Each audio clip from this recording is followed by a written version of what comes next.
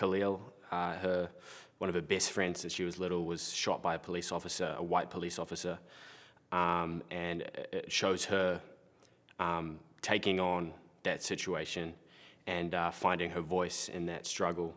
And while showing that, we see both sides of her and her ultimately overcoming it. His dad's a lawyer. His mum doesn't really work. She's off on holiday with her friends most of the time. He's got two older siblings who are older and have kids now, so he lives in this big mansion by himself. And then there's Starr, who he is very much in love with.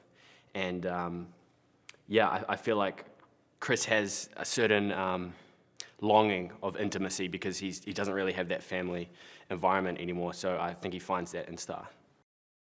At the start, he didn't really understand, racism in that way. He was kind of blinded by it, and he understood it on an intellectual way, but once she'd opened up her world to him, I think it became more of, it opened his eyes. He does see color.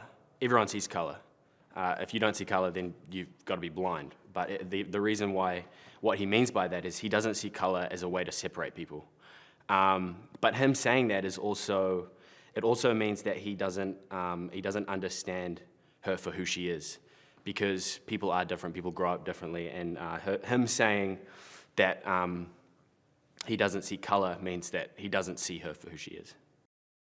I think it's necessary for everyone to be themselves, and I think it's also necessary for people to not just say, when it comes to understanding someone else, to not just say, I get it, or I understand. Because the reality of that is, if you're not in those person's shoes, you really don't understand.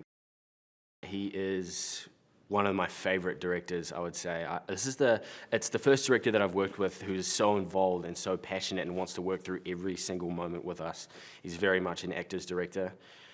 Myself and Amandla did a lot of rehearsal time before the movie and got to know each other's characters and motives and stuff like that, which for me, I haven't been acting that long, and it was a new experience for me, and I loved it.